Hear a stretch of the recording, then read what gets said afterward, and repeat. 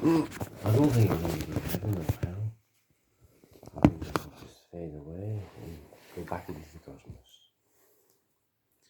This is a little makeshift podcast. Today we simply record a conversation between a dad and a loving son. A loving dad and a loving son. So, here we are. Let's talk. I'll ask you the same question again. Are you comfortable with the idea of your own death? Well, I was comfortable with the idea of death when I thought I was really dying the last time, which was on the 5th of June 2021, labor parachute accident. And I had all these hallucinations, and it's all mentioned in my autobiography. You're going to have to read that to understand it. But yes, I was ready for death then. I want you to try and ignore the facts, ignore the camera, and just speak as you're speaking to me, but you're doing good, yeah. That's pretty deep stuff, that, Dad. Yeah. I had some, I don't know the hallucinations, but my experience was that I'd been there before and I knew what was going to happen next. I could predict every sound and voice that I was going to hear. I knew what was going to happen next, and it happened. And I cannot explain it, but I was there reliving a previous experience, and I had been near death before. And exactly the same sounds. There was deep, powerful, synthesized music. There was brilliant colours of all the spectrum in my vision, and I could see them all, and I could hear people speaking, and I knew what they were going to say next as well. And I cannot explain it, but there we have it. That's what I experienced. I was conscious. I was on the floor. Do you think it might be an altered form of consciousness? An altered form of your consciousness? All I know is what I saw and what I heard. I don't know what it was, but I'd been there before. My autobiography is called 2.5 Cats. I've had. We'll have the link. We'll have the link to the autobiography in the bio, by the way. So anyone that's watched this video can, any point in the video, can look down and get the link and open that up. Carry on, you were saying. So a cat has 9 lives. Mm. I've had many experiences of near death. Real life situations where I thought I was about to die. Probably the earliest one was when I was a teenager and I crashed my super bike into a head-on Mini at 100 mile an hour, and I was flying through the air waiting to be wrapped around a reinforced concrete lamppost, and everything slowed down in slow motion. So, but I've actually... Can you explain that again? Because I remember when you explained to me as a child that it was a long straight street with lampposts going down the sides. Yeah. And you were flying down the middle of the I was doing street. 100 mile an hour, and I saw this car oncoming car turn right across my path. Oh. And he should have given way to the right away, but I was speeding anyway, and I was a teenager. I was 18 years old. And how did you get over the car? I realised that if I hit the car, I would be dead. Yeah. And the only way I could avoid death was to avoid hitting the car. Yeah. And I was bodybuilding and weight training at the gym. I was fit and healthy and strong, and I had my feet on the foot pegs, and I had my hands on the handlebars, and I just instantly leaped off the bike with the most enormous push down on my legs and my hands, and I went up into the air and flew over the roof of the Mini. My bike embedded itself in the passenger side of the Mini because it was making a right turn in front of me. Was there a passenger in the car? No, there was only the driver. Okay. He survived, and it buttled the Mini, bent, like a banana, and all the windows were shattered and the roof popped up and my bike was embedded into the car, and the front forks and wheel and brake calipers and number plate and the mudguard was squashed flat against the engine. Did you write his engine. car off with your bike? Yeah, written off. Both vehicles are written off. Yeah, and the car was twisted round and slammed into the side, the gable end of the end house of this block of 10 houses. Wow. And I went over the roof of the car without contact. So I was still going at whatever speed I was going at, it's high speed, but I did lock both brakes up and I probably reduced my speed to 80 miles an hour. And I was flying through the air, and the centrifugal force of my rotation forced my helmet with a full face helmet over my eye, so I couldn't see where I was going. And all I was thinking was, I knew there was reinforced concrete lampposts along this road, and I could be wrapped around one of them at any moment and cut in half. Oof. And I didn't want that. And after a few seconds, I managed to grab my helmet and pull it down. I could see I'd done a full 360 degree rotation, and I was heading straight down the road, missing the lampposts, and I actually landed on my feet. And I slid along on my elbows and knees and came to a full stop at the end of the. So to explain, you landed on your feet and then you kind of like fell over onto your hands and knees. And my elbows. And your elbows. And slid along on the tarmac down the road and came to a stop at the end of the block of 10 tourist houses. And my bike and the car was against the gable end of the 10 tourist houses, and an ambulance came and picked me up. And I couldn't walk, and I broke all the metatarsals in my left and right feet, 10 broken bones, and I got glass embedded in my left thigh from the windscreen, and the car was a write-off, and my bike was a write-off, and there's a photograph of it in my autobiography. Oh. So that was my first serious bike crash. That sounds quite painful, to be honest. Well, I was in hospital and I was in a lot of pain. Did you meet anyone whilst you was in hospital that time? I can't remember. No. There was people. Yeah, there was people with bigger broken bones than me that were in traction. I remember seeing them and things. How old was you? 90. Oh God, it's hard to. It's written in my autobiography. What year was it? 1970. I don't know, 3, something like that. So you wouldn't have been 20 yet, would you? When I was 20, I got fed up of being a motorcycle hooligan, ride on the roads, full throttle everywhere, which I did. And it was always the cars at fault that pulled out, turned right while I was overtaking them, or pulled out of a side street, and I had a broken leg on crutches about every 12 months. And I got fed up with this, so I went where there was no cars. Because my dad was crazy, he was going crazy, give up motorbikes, you're going to kill yourself. So I said, look, Dad, I'm going to get myself an ACU licence and go off-road where there's no cars and ride my motorbike safely. So that's when I joined Shaw Motorbike Club, got my ACU competition licence and started trials riding. That's when my skills really began to grow. I started trials riding, and then I progressed to motocross, AMC motocross, and I used to get a ride every single Sunday, every weekend. We were competing off road. I loved it. I was amazed by it. I loved it, and my skills developed. And I saw an expert coming down the road towards the paddock at the end of the trials.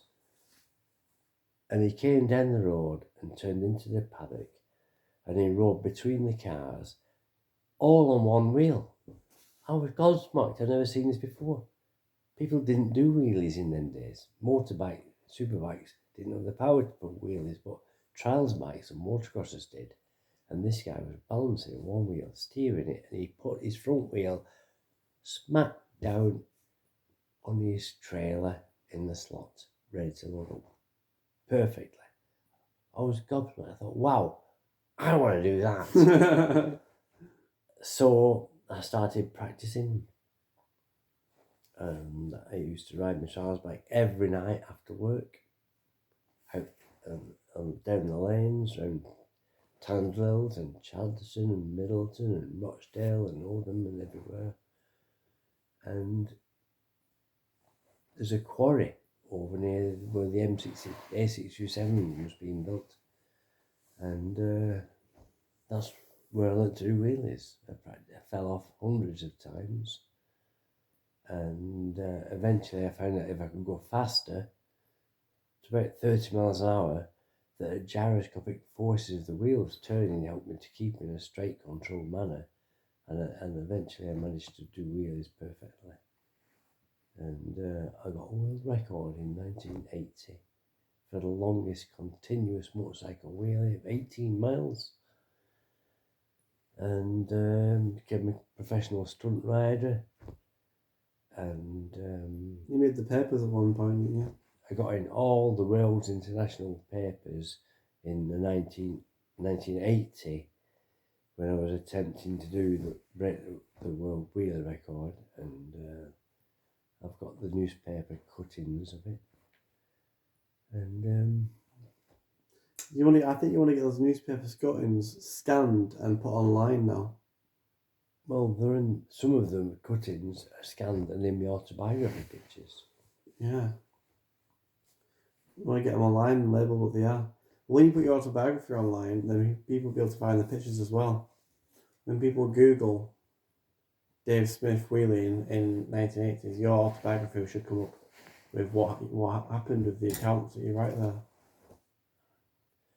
If we get in later years, in 2006, I thought, I wonder what these superbikes are like now, because I hadn't had superbikes since I was a teenager, and they got half the weight with manganese and alloys and metals, and they got 3 times the brake horsepower.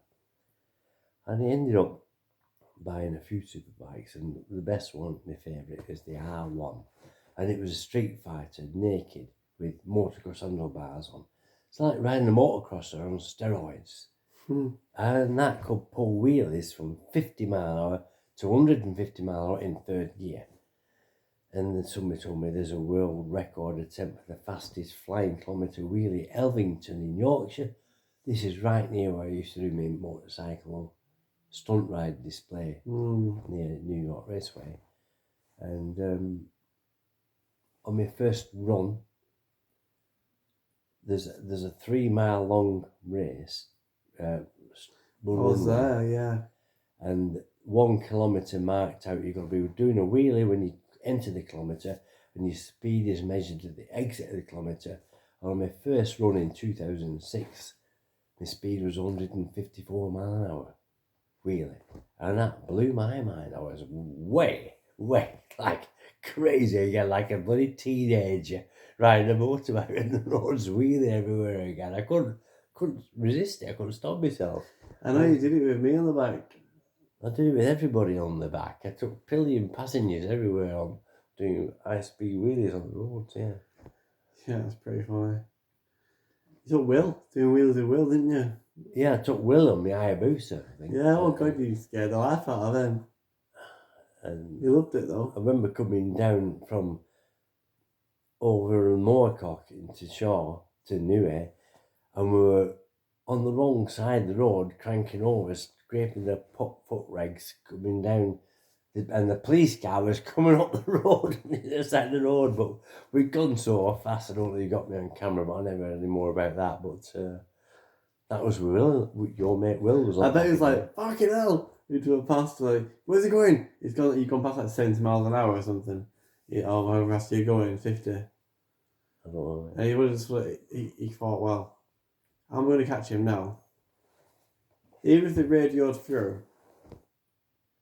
We were miles away by then. And with no number plate on the front, it was oncoming police car, so he couldn't have got my number plate. Well, more today's police cars would have got it. They got cameras back and front.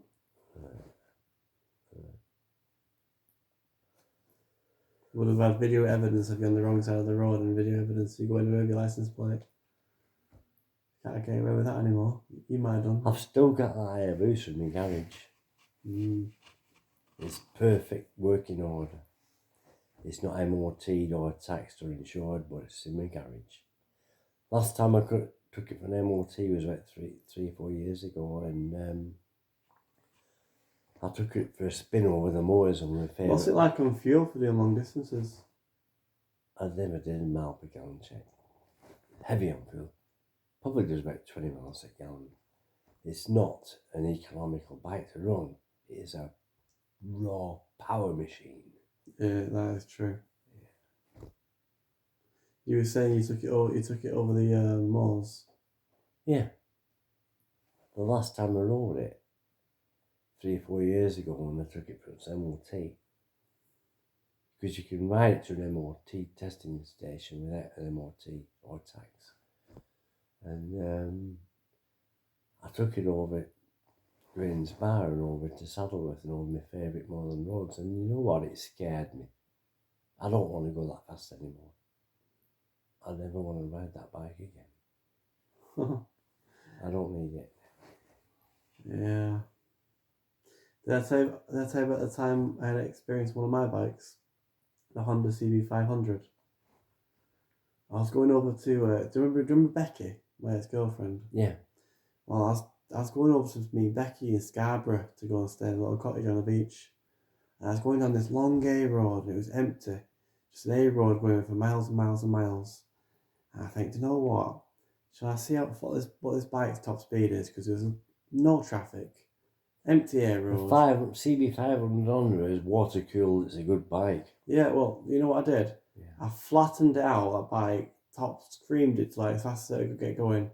I got like 100 mile an hour, 110 mile an hour, 115 miles an hour, and then it's creeping up slowly.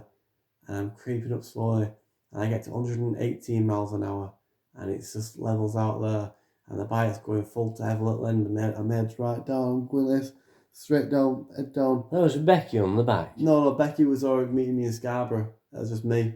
And then I decided, right, that's enough, and I released off the throttle, and I slowed right down with the rim resistance, and I sat up, and then I slowed down. When you sit up, the wind catches your chest, and that slows you down. Yeah, I did that, that's what I did.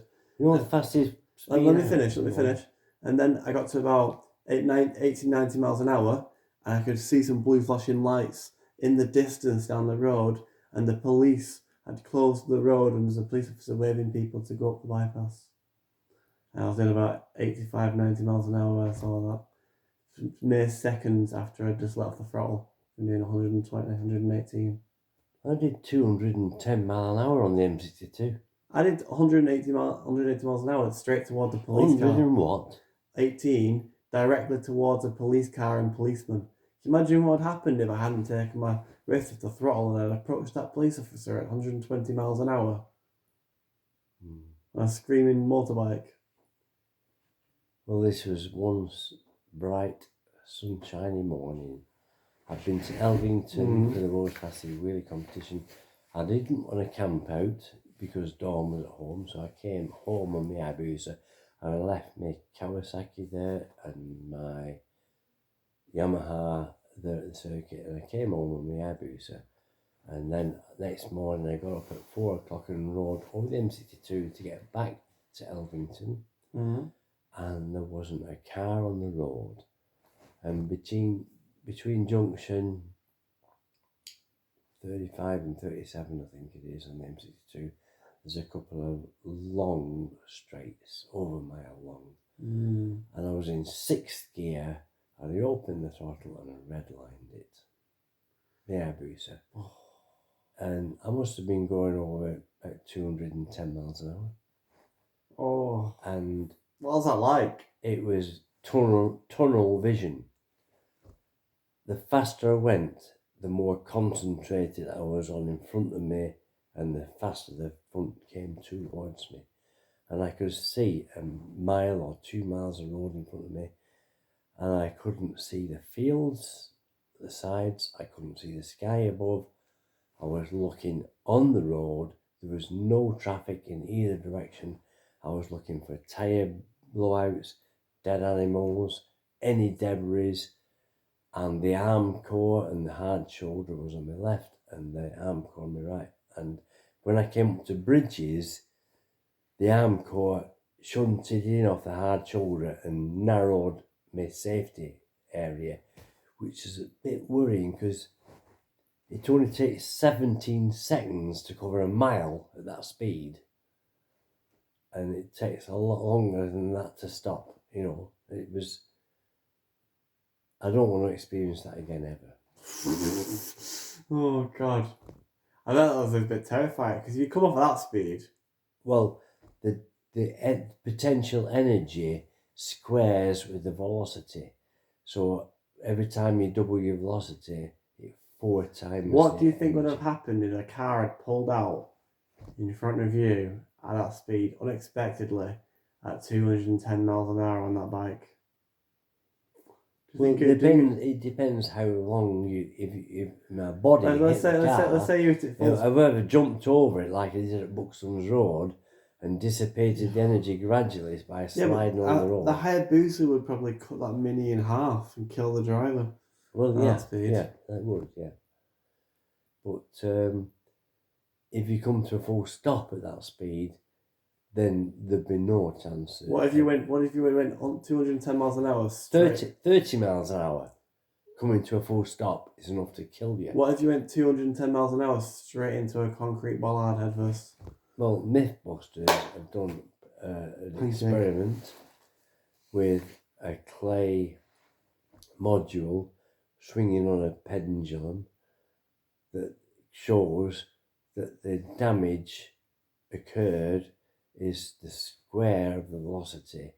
So if you increase your velocity by 2, your damage is done by 4. And they actually crashed a car into a concrete block at 30 mile an hour and 60 mile an hour, and there was 4 times as much damage in the comfortable zone at 60 as was at 30.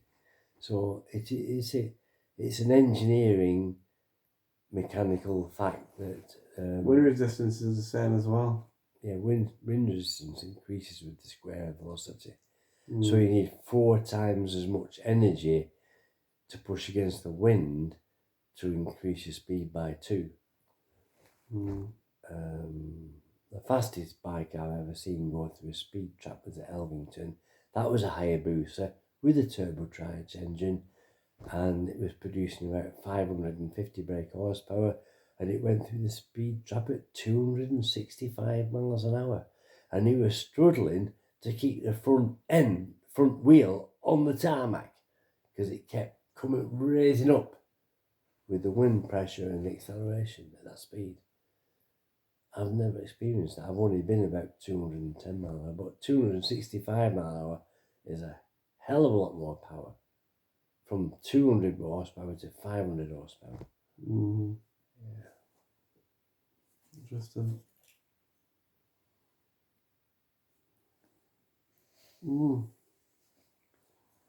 The reason I wanted to record this with you now is because videos like this, Dad, I can put onto YouTube and then they're immortalised for all time. So if you had any wise words for future generations, this would be the place where they'd be most likely heard. Okay, well, firstly you've got to realise that time goes faster the older you get. So when you're young, you think you're going to live forever, and when you're old, you've got less and less time.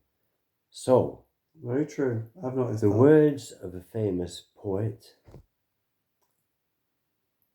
Rudyard Kipling: fill the unforgiving minute with 60 seconds worth of distance run.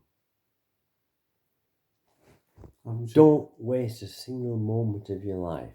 Keep yourself busy. Do the things you love. Do whatever you can. Because if you don't, your life will be over before you know it. That's my words of wisdom. I'm 67 now. And the time is flying faster and faster and faster. It's the only resource you can't get more of and you've spent it. We've got one life and one chance to do all the things you want to do. Yeah. So don't waste a single moment of it. Keep yourself busy and do the things you love. Yeah. Practice self-love. Set your goals. Don't give up and work towards your goals. And then you'll achieve what you want to achieve.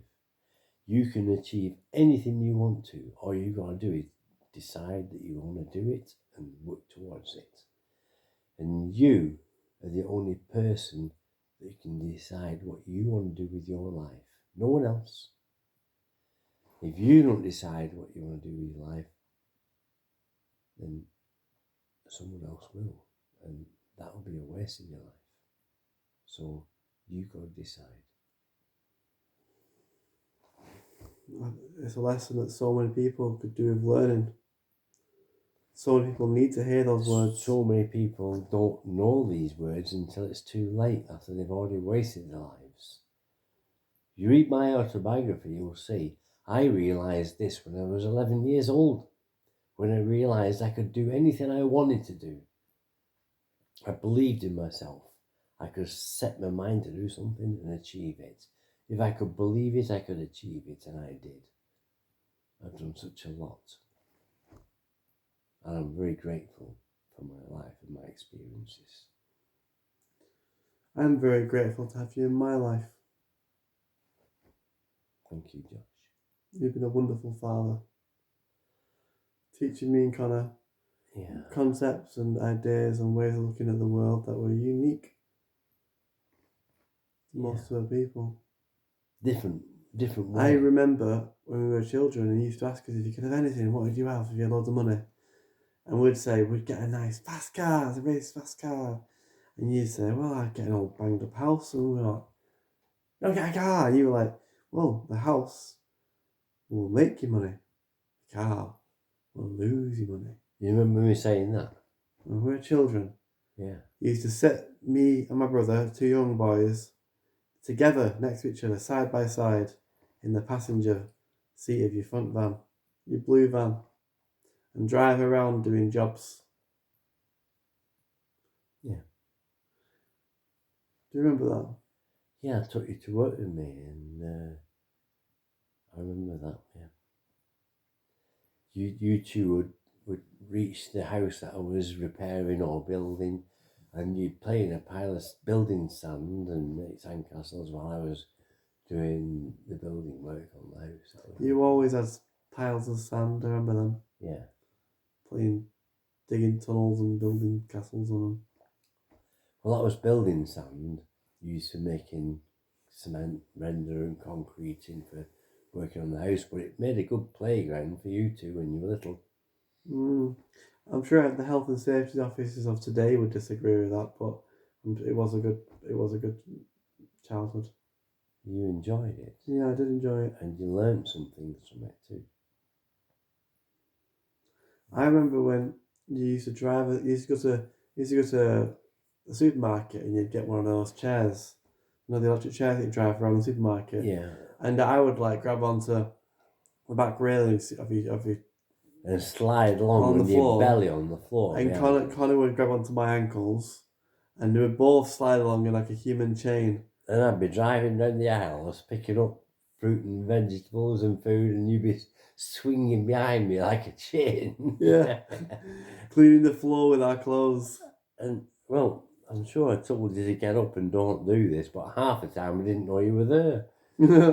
As little boys, it was pretty easy just to jump on the floor and grab hold of it and not say anything and be dragged around like a chain.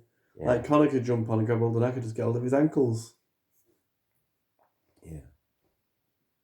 So in Jocko's supermarket floors are polished marble. They're beautiful, smooth, aren't they? Yeah. I remember picking up a packet of grapes, and they're really sweet. And you wanted some, and I had some in there. So I said, we'll get 2 packets of these. And by the time we got to checkout, we're eating a whole packet. And I can't remember what we did, actually.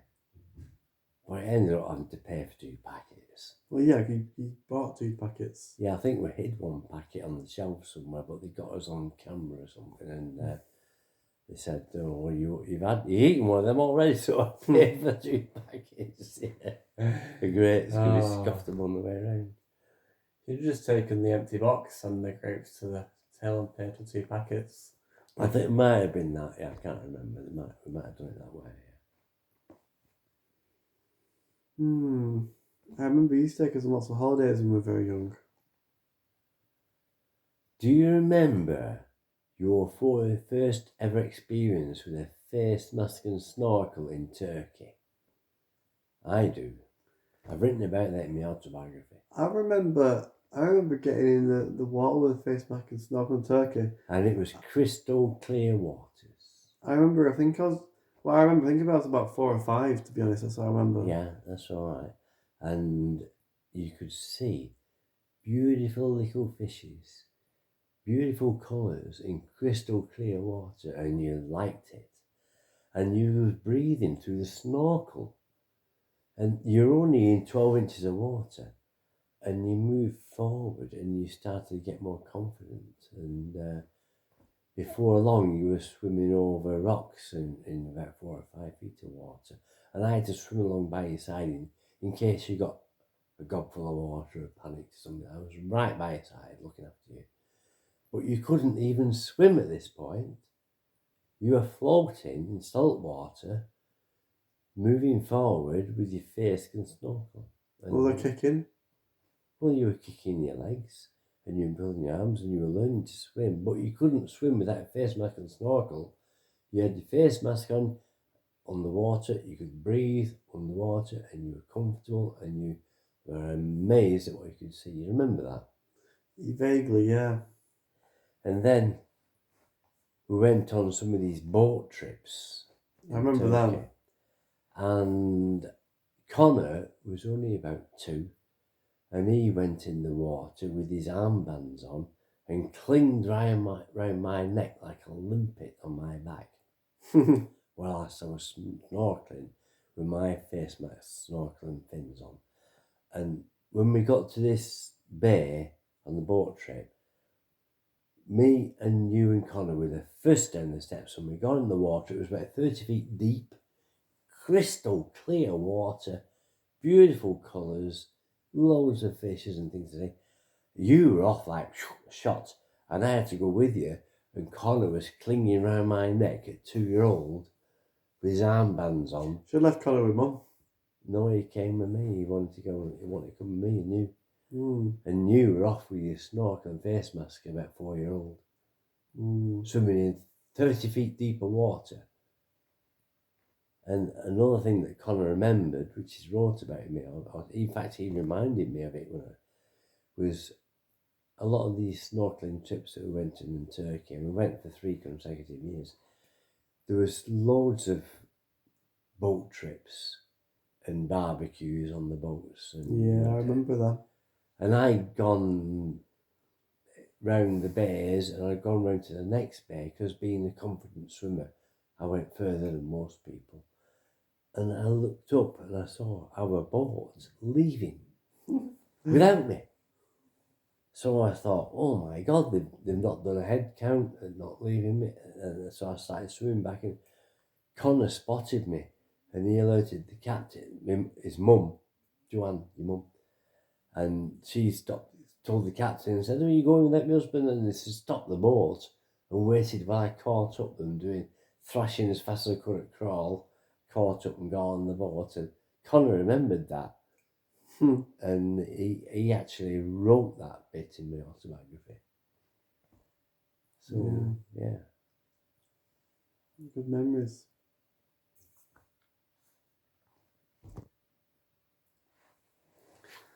Oh, God. I got a lot of memories from being a child. I remember the time when, Nicola, my cousin. Yeah. We went to bed.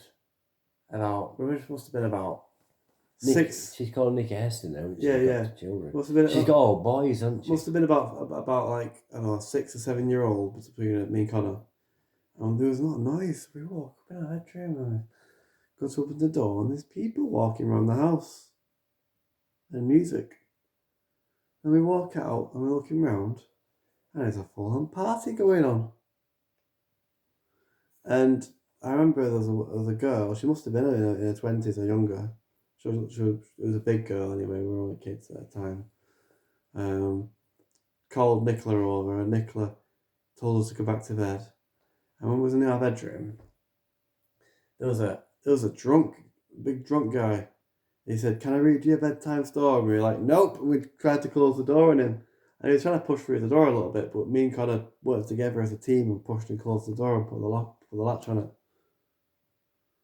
And they were firing the jacuzzi jets with no water in and making a muck of the place. And me and the jacuzzi had no water in it. And they were turning on the jets and stuff and trying to figure out how to work it.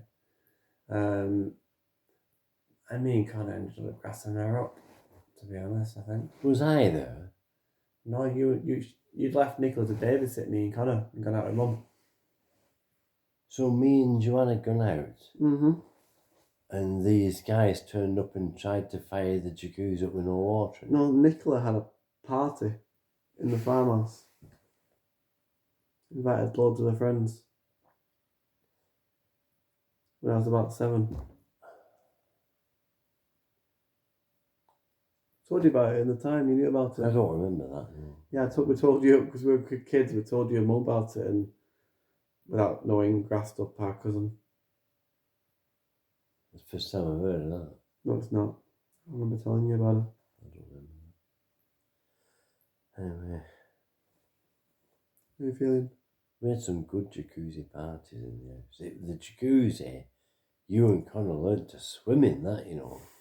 We were babies in that, weren't we? You were babies and I put you in and you cried and you splashed around and you got to know the water, and that's before I ever took you to swimming baths. That's a good way for him to learn, isn't it? In your supervision, in privacy. Yeah. You can just, a little bit of water, you can just pull them out of there. Well, there was a little seat in the corner where the steps were, and you sit on the seat and get used to the water. And when you were very, very young, not much more than babies, actually.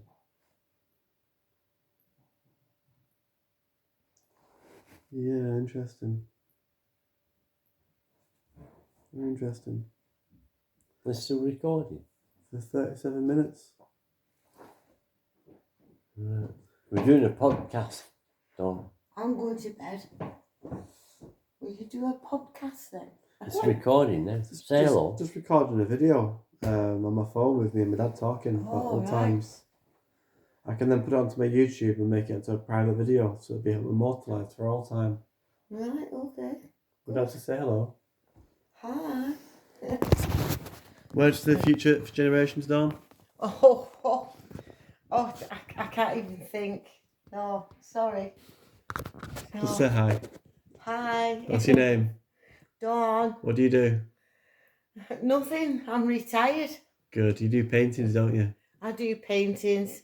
I still do a bit of tax work. You're silhouetted. This, that and the other, you know. Bad. I'm covered in paint now. You probably can't see it on there, but anyway. I'm going to bed. Good night. I'm coming up soon. Right, well, tell you what. In 1 minute, it'll be 40 minutes. We can end it there and have it be a short podcast if you want. Or we can leave it going as long as you want. And if you're ready to go to bed, let me know. And we'll just... Was there anything else you would like to ask me and talk about? We could talk for hours. I'm sure we could. Yeah. One thing I remember being very proud of as a father with you and Connor, and I do remember I had calipers on both my feet at the time, and you were both little boys, and I remember walking from 12thorpe across to the barn in about the year probably late 90s or early 2000s, which you work out your ages from that. But I picked you both up and I had one of you, I put my arms out like this I had one of it on my left arm with your feet dangling down, one on my right arm with your feet dangling down, and I walked across to the barn carrying you both on my shoulders together. And the thing that really hurt was my bloody ankle with the calipers on. My shoulders and carrying you were okay, but my ankles was bad because I've been crippled on my leg. But I gritted my teeth and bared it. I thought, I'll carry you to the barn like this and you'll remember it. And do you remember that? I remember you doing that in the farmhouse lounge, but I don't remember doing it across to the farm. I remember sitting in the bucket at the tractor whilst we drove down to the squirrel wood. Yeah. And we were sat in the bucket over the fence whilst you had to get out of the tractor and do the fence underneath us. Yeah. And do the gate underneath us. Well, we did that all the time. The tractor bucket was safe. You were sat in there, it was alright. You were high up over the gate and we opened the gate and we drove on. But I mean, that David Brown tractor was a good tractor and it had good hydraulics and it was, it was safe. And you weren't going to jump out of the bucket, were you? No.